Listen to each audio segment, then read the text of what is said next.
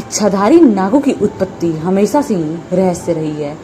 हम सब ने सिर्फ कहानियों और किंवदंतियों के माध्यम से ही सुना है कि नाग इच्छाधारी भी होते हैं, जो जब चाहे मनुष्य का शरीर धारण कर लेते हैं। लेकिन आज हम आपको इच्छाधारी नागों की उत्पत्ति और उनके होने की सच्चाई आपके सामने लाएंगे, जिसे जानकर आपको भी विश्वास जरूर हो जाएगा कि ये इच्छाधारी नाग सच में होते हैं। तो इस वीडियो को लास्ट तक जरूर देखें और अगर आपने इस चैनल को अब तक सब्सक्राइब नहीं किया है तो जरूर कर लें। इस धरती पर कई जीव रहते हैं, लेकिन सबसे रहस्यमय जीव सांपों को ही माना जाता है। सांपों की जब उत्पत्ति हुई तो उसमें सबसे पहले जन्म इच्छाधारी नागों का ही हुआ।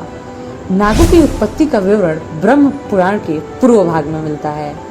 पुराणों और ग्रंथों के माध्यम से पता चलता है कि आज भी नाग लोग धरती के भीतर है और वहाँ नागों का वास है।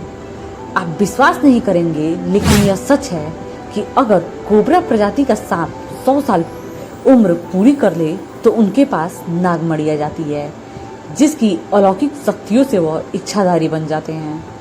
कहा जाता है कि किसी कोबरा के जीवन के 100 साल पूरे करने के बाद अगर स्वाति नक्षत्र की बूंदें उसके मुंह में गिर जाएं, तो बाद में यही बूंद विकसित होकर नागमणि बन जाती है और इसकी शक्ति से वो इच्छाधारी हो जाते हैं। नागों के जन्म का विवरण ब्रह्म पुराण के अनुसार पता चलता है कि महर्षि कश्यप की 13 पत्नियों में से एक क्रतु नामक पत्नी से नागों की उत्पत्ति हुई थी, जो कि इच्छाधारी नाग थे, जिसमें से सबसे बड़े पुत्र शेषनाग थे, जिनका नाम अनंत भी है।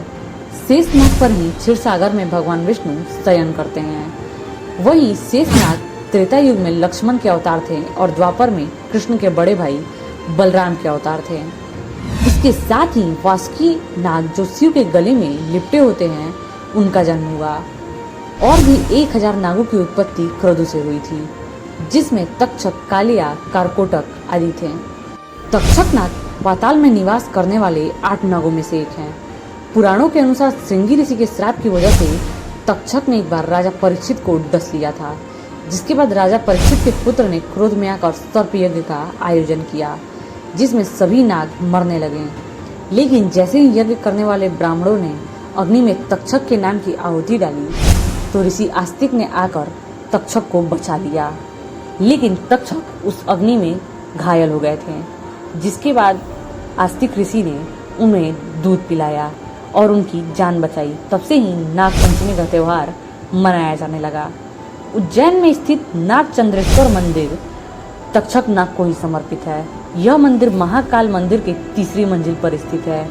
ये मंदिर साल में सिर्फ नाग पंचमी के दिन ही पूरे 24 घंटे के लिए खोला जाता है। माना जाता है कि तक्षक नाग स्वयं यहाँ निवास करते हैं। और तीसरे शक्तिशाली नाग हैं कालिया नाग। यमुना नदी में अपनी पत्नियों के साथ रहने वाले कालिया नाग के बारे में तो ज्यादातर सभी लोग जानते हैं। कालिया नाग के फन पर ही भगवान कृष्ण ने नृत्य किया था। आज भी इन नागों के वंश इस धरती पर राज करते हैं। जिस तरह से सूर्यवंशी चंद्रवंशी माने गए हैं, उसी तरह नागवंशियों की भी प्राचीन परंपरा रही है। महाभारत काल में पूरे भारतवर्ष में नाग जातियों के समूह फैले हुए थे। विशेष तौर पर कैलाश पर्वत से सटे इलाकों में असम, मणिपुर, नागालैंड में इनका प्रभुत्व ज्यादा रहा था। नागा आदिवासी का संबंध भी नागों से ही माना जाता है। छत्तीसगढ़ के बस्तर में भी नल नागवंश और कवर्धा के फड़ी नागवंशियों का उल्लेख मिलता है। पुराणों में मध्य प्रदेश के विदिशा पर शासन करने वाले नागवंशी राजाओं में शेष, भोगनी, सदाचंद्र, यश नंदिनी आदि का उल्लेख मिलता है। ये सभी नागवंश के ही थे। सांपों का संबंध हमेशा ही इंसानों से रहा है। सदगुरु ने भी इस बात की पुष्टि की है कि अगर कोई इंसान ध्यानशील हो जाता है तो उसकी तरफ खींचने वाला पहला प्राणी सांप ही होता है। इसीलिए चित्रों में साधु संतों के इर्द गिर्द आपको सांप नजर आते हैं। सांप की बोध शक्ति इतनी तेज होती है कि जिन पहलुओं को जानने के लिए इंसान बेचैन और बेताब रहते हैं, सांप उनको बड़ी आसानी से जान लेते हैं। इसीलिए वो खजानों के पास पाए जाते हैं। भारत में कई ऐसे मंदिर हैं जो नागों को समर्पित हैं।